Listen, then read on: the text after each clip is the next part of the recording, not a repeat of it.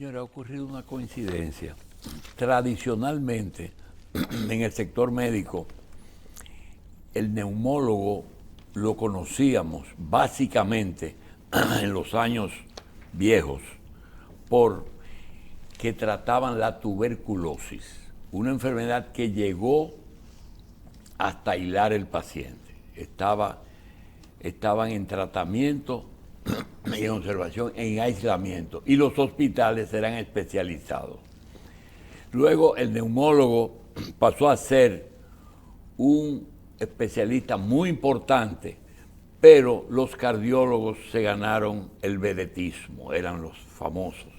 Sin embargo, con la aparición del coronavirus, volvió a renacer el interés por esa especialidad, y dentro de eso tenemos nuestra Miss Universo aquí, en el área de la neumología. La doctora Evangelina Soler. Evangelina Soler, que comenzó muy temprano a tratar desde su mismo inicio pacientes con el coronavirus. Le damos la bienvenida a nuestra querida doctora Soler, neumóloga, pero quisiéramos en esta oportunidad volver a hablar de algo que pensábamos que ya era historia del pasado, que es la tuberculosis, doctora.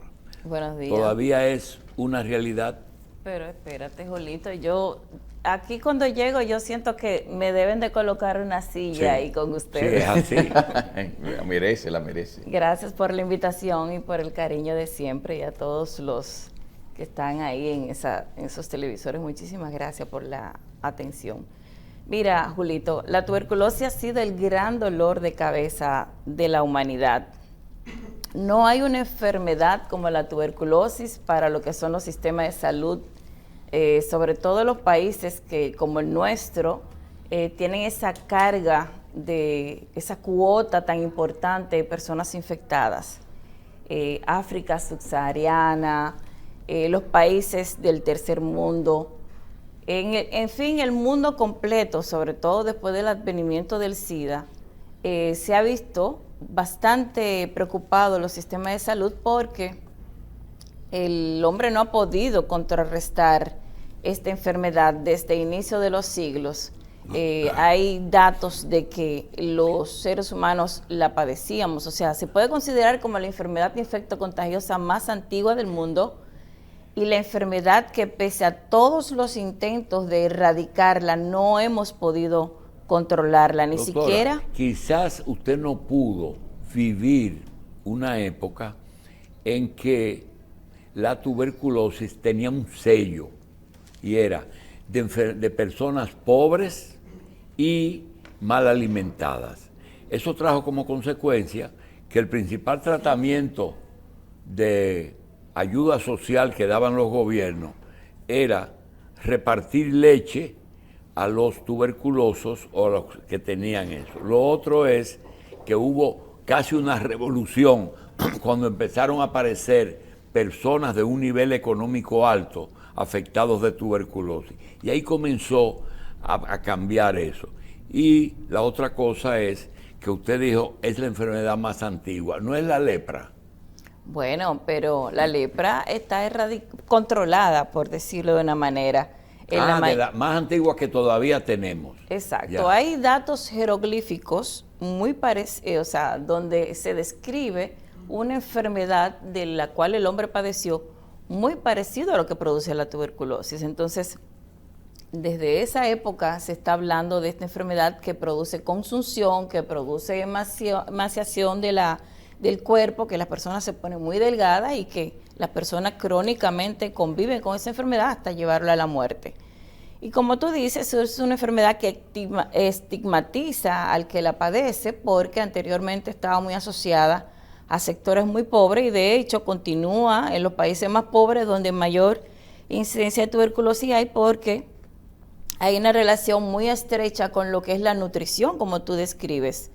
La inmunidad del ser humano tiene un componente muy importante para lo que es la correlación con los procesos infecciosos, y la tuberculosis está muy relacionada con los estados de nutrición. Entonces, aunque tú la puedes ver en cualquier sector, porque tú puedes tener en tu casa una persona que que conviviendo con ella te transmite la enfermedad, tú puedes acudir en un tren o estar en una guagua o una persona sencillamente al lado tuyo tose, y al toser pues esas gotitas te pueden llegar a impactar, no importa el estado socioeconómico que tú tengas. Ahora sí, importa en ese momento el estado inmunológico en el cual tú te encuentres, para de ese estado inicial donde esa persona llevó el virus a tu cuerpo, tú desarrollas la enfermedad. Ahí sí es importante la nutrición, la alimentación, pero en sentido general el estado de inmunidad de esa persona. Y todas las enfermedades, la reacción inmunológica es importante, pero en la tuberculosis es más. Exactamente.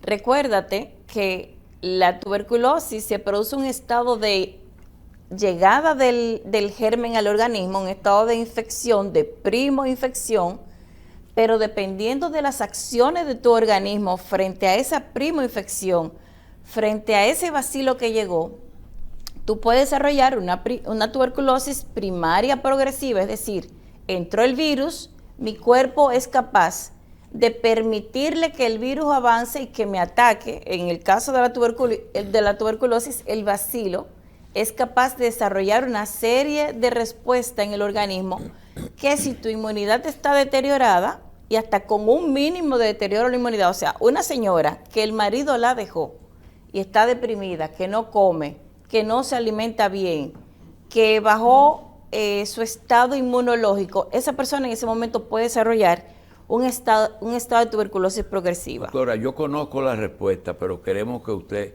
la diga. Durante 2 años, a nosotros nos encargaron, siendo estudiantes, de hacerle una prueba de tuberculina a todo paciente ingresado al Gautier con fiebre. Cuando se ingresaba, te reportaban si tenía fiebre cuando llegó. Díganos, ¿qué es tuberculina? Si es una vacuna o si es lo que habla de la prima infección. Exactamente. Con lo último me quedo. La tuberculina es una prueba que se coloca en el antebrazo para identificar esa persona que se ha expuesto al bacilo de Koch, que es el bacilo que produce la tuberculosis. Es una prueba que cada vez está en desuso porque hay otras pruebas más modernas, por ejemplo el TB-Gol cuantiferón, que identifica no tan solo que la persona se expuso al bacilo, sino que determina si realmente se expuso a una contaminación porque el virus llegó persona a persona. La tuberculina te identifica si te llegó, pero puede ser que te haya llegado a través de la vacunación, o sea, no determina si tú tienes el ente por la vacunación o si tienes el ente porque llegaste a tener una primoinfección. Entonces la tuberculina cada vez está en desuso y sobre todo porque erróneamente muchos colegas, sobre todo los menos dotados de la información correcta, a veces con una tuberculina positiva tratan al paciente, que es una práctica totalmente absurda y muy mala para la salud de quien ¿Y esa prueba es que determina si va o no va la vacuna? No. La vacuna de la tuberculosis, qué bueno que la mencionas, no es como la mayoría de las vacunas. No es una entidad que te previene que no te dé la infección. La vacuna de la tuberculosis solamente evita que las formas graves de la tuberculosis se desarrollen. Por eso, en los países de alta prevalencia como la nuestra, es importante vacunar a los niños y se vacunan a los niños en los primeros 15 días de manera tal que garantiza que esa madre que no va a volver a un chequeo prenatal, un chequeo postnatal, un chequeo del primer año del bebé, se vacuna en esos primeros 15 días para garantizar que ese niño que está expuesto, altamente expuesto, no desarrolle una tuberculosis miliar, una tuberculosis pericárdica, una tuberculosis meningia, porque son las formas más graves. Entonces, la vacuna no previene que te dé la tuberculosis, solamente previene esas formas graves en los extremos de la vida, en la infancia, donde la inmunidad está muy comprometida y donde el niño que pudiera padecer esta infección podría llegar a tener de esas formas graves que pueden llevarlo a la muerte.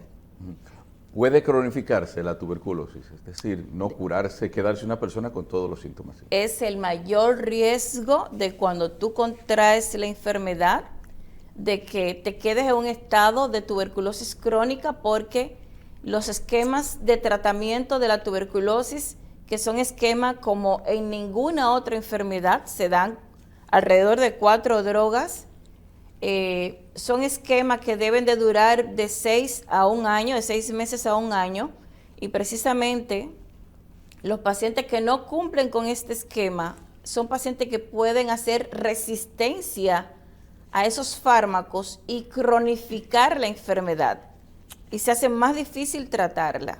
Doctora, ¿la tuberculosis puede ser pulmonar, puede ser ósea, puede ser intestinal o solamente pulmonar?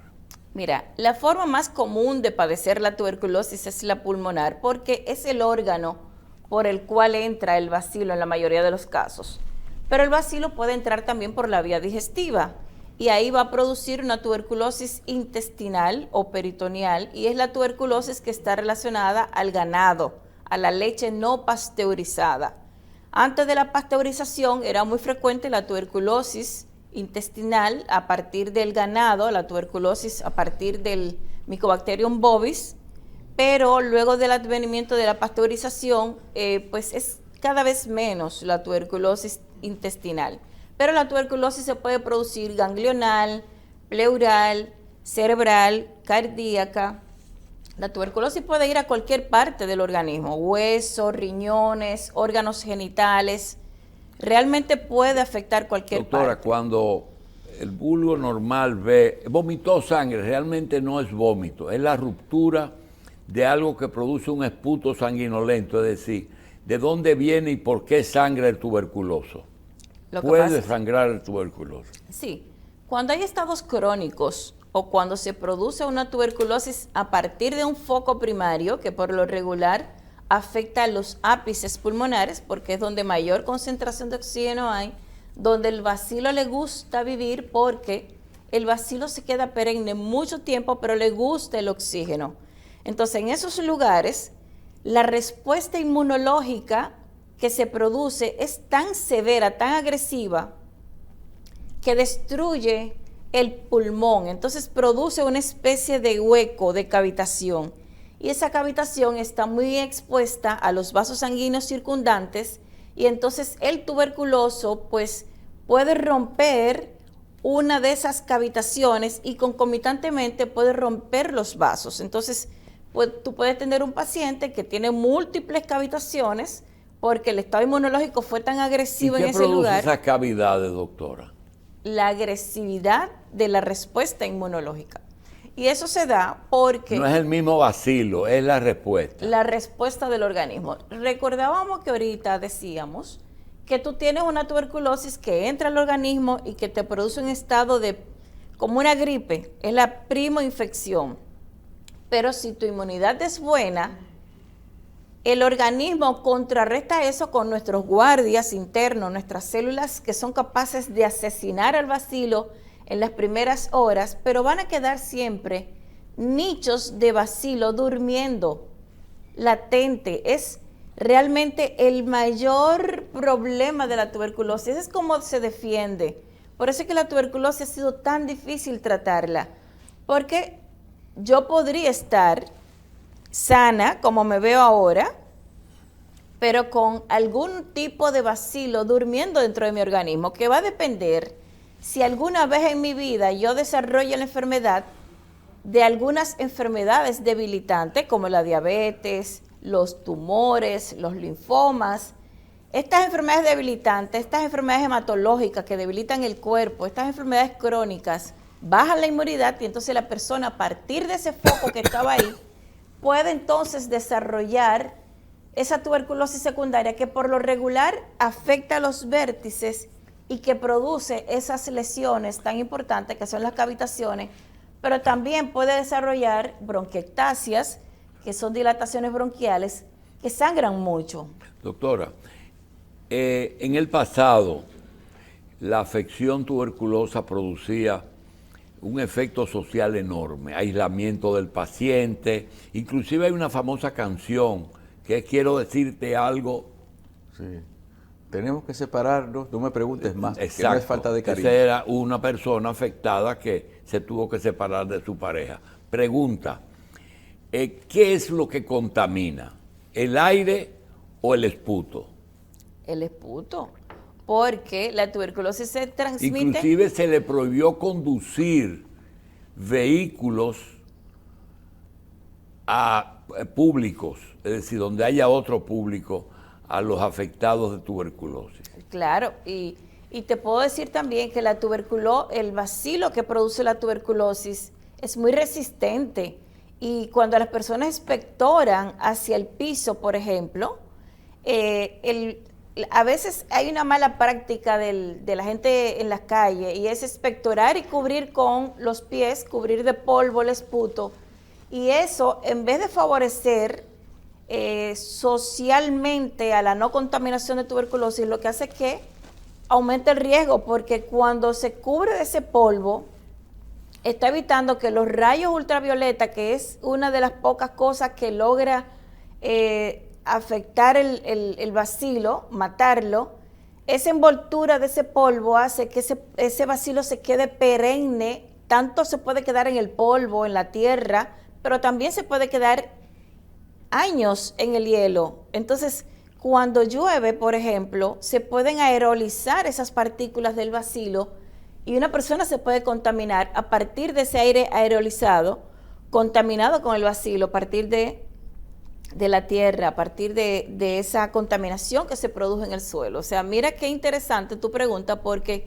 la mayoría de los casos es con las gotitas que vienen contaminadas, pero también se puede producir una infección a partir de esos focos de contaminación del suelo con personas que están infectadas y expectoran y lo envuelven con esa capa, y tiempo más tarde, pues con la lluvia, con la evaporización del polvo de la tierra, puede subir ese bacilo hasta la nariz de la persona y comprometerle. Hoy día, frecuencia de la enfermedad y de qué debemos cuidarnos. Si hoy mismo es una epidemia, es algo que está latente, ¿de qué debemos defendernos?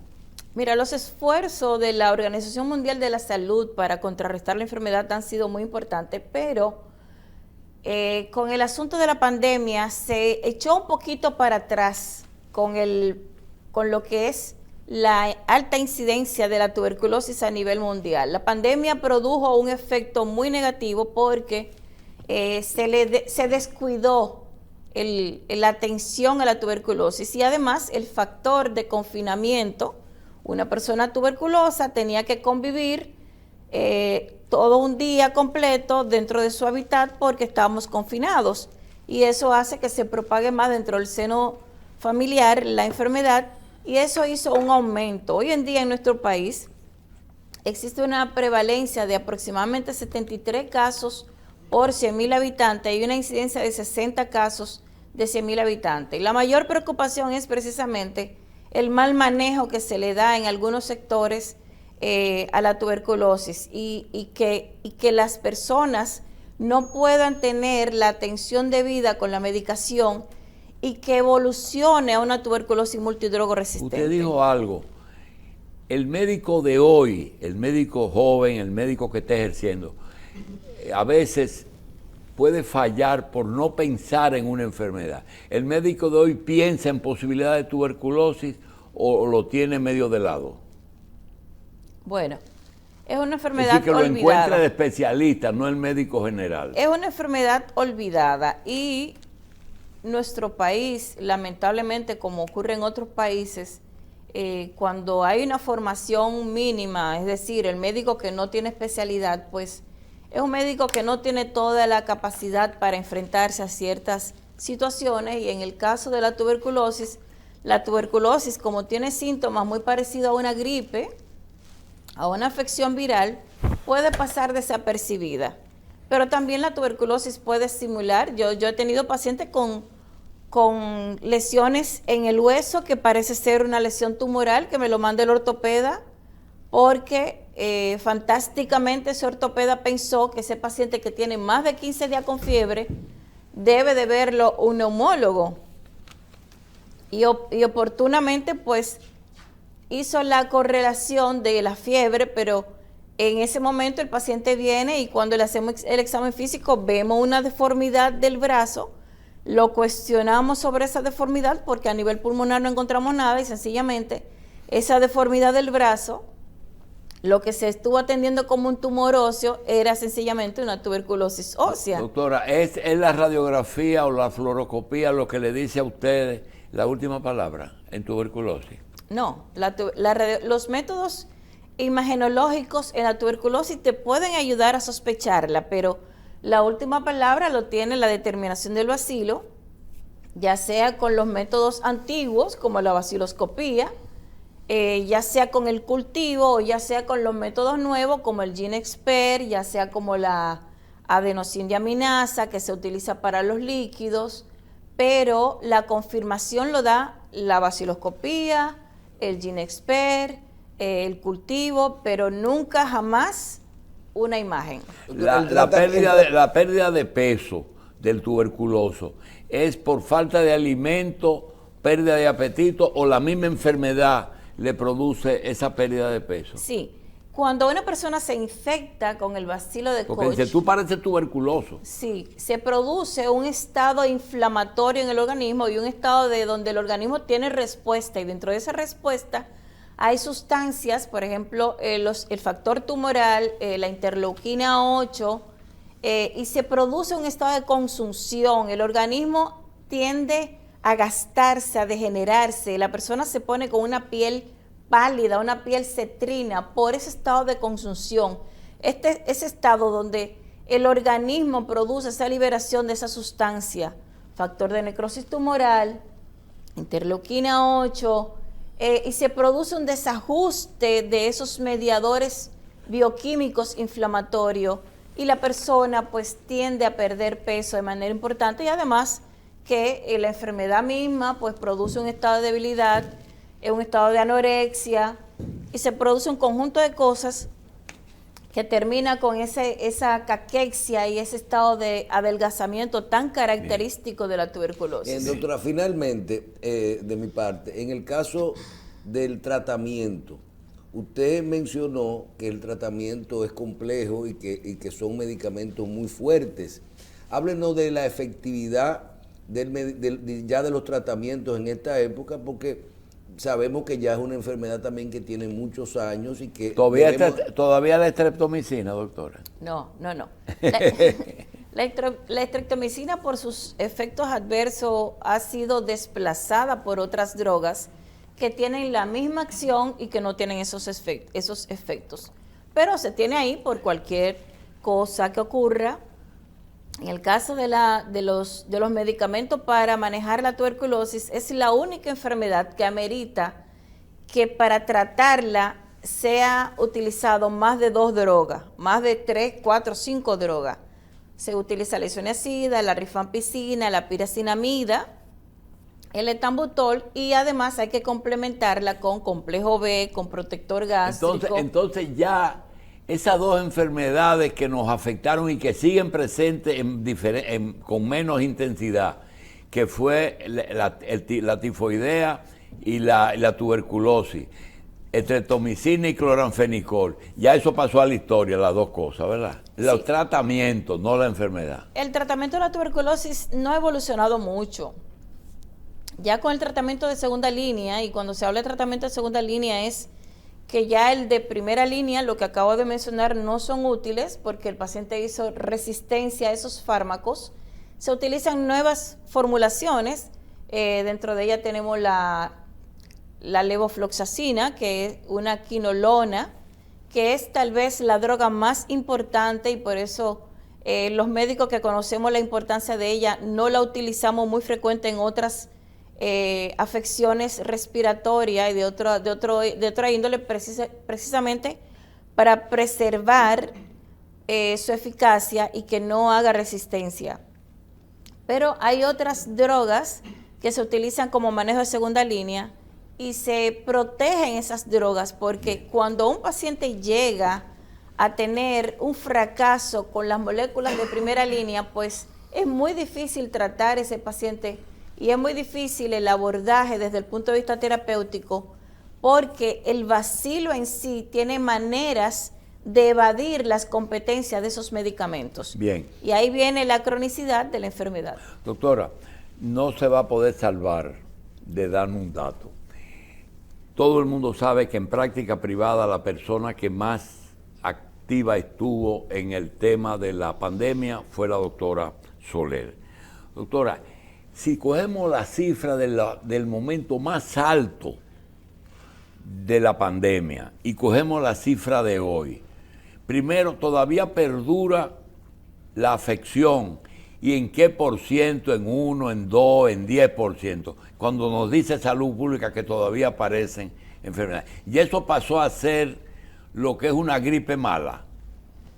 Nunca va a pasar a ser una gripe mala el COVID, porque todo el estado inflamatorio que produce esa enfermedad, si encontró un cuerpo debilitado, si encontró un cuerpo con las condiciones para que él se desarrolle, lo va a afectar igual que como comenzó la pandemia. O sea, va a depender mucho de la persona que reciba la enfermedad, el tipo de afección que le produzca el COVID. Y respecto a la primera pregunta, pues hoy en día tenemos muy pocos casos, es verdad. Nosotros manejamos cifras de 6.000, 8.000 casos en marzo 2021, diciembre. Estuvimos bastante afectados, enero, pero hoy en día tú puedes encontrar un día sin ningún caso detectado en salud pública. Pero la permanencia de la mascarilla en un alto porcentaje de la población nos pone a pensar o que tienen miedo o que es más alto de lo que uno se cree. Es que a la gente le da una gripe y se pone una mascarilla ahora y sigue trabajando. Bueno, es lo correcto, es lo correcto, pero todavía yo tengo pacientes que me llegan de vez en cuando a la consulta o que lo hospitalizo y que cuando vemos la tomografía, aunque en ese momento la prueba te dé negativa, pero ya vemos los resultados de un estado inflamatorio a nivel pulmonar con características muy parecidas a COVID y ya tú sabes e infiere que el paciente muy probablemente pues padeció el virus. O sea que de vez en cuando una que otro paciente se presenta a la consulta Bien. Con COVID. Doctora, nosotros la vamos a comprometer a ver si nosotros podemos lograr una recopilación de efectos de la pandemia. Por ejemplo, ¿qué efectos ya hoy con 2 años y medio existe de la vacuna o de la enfermedad o del mismo uso de la mascarilla? Puede ser que hay personas que les redujo la capacidad de absorción de oxígeno, por ejemplo. No, y también de los efectos secundarios y de lo que han sido las enfermedades que han quedado desde el punto de vista fisiológico, pero también del estado social. Sería bueno invitar aquí también en ese panel a un psiquiatra que nos hable de los efectos post pandemia. Bien. Doctora, gracias. Doctora, siempre un placer estar aquí con ustedes. La gurú del coronavirus. Apoyada de mi clínica Corazones Unidos, que tuvo un papel preponderante. Gracias, doctora.